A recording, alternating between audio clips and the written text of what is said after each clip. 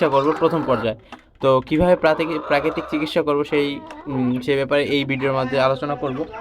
যেমন আমি দেখাই আমার এই মুরগিটা, কই মুরগিটা,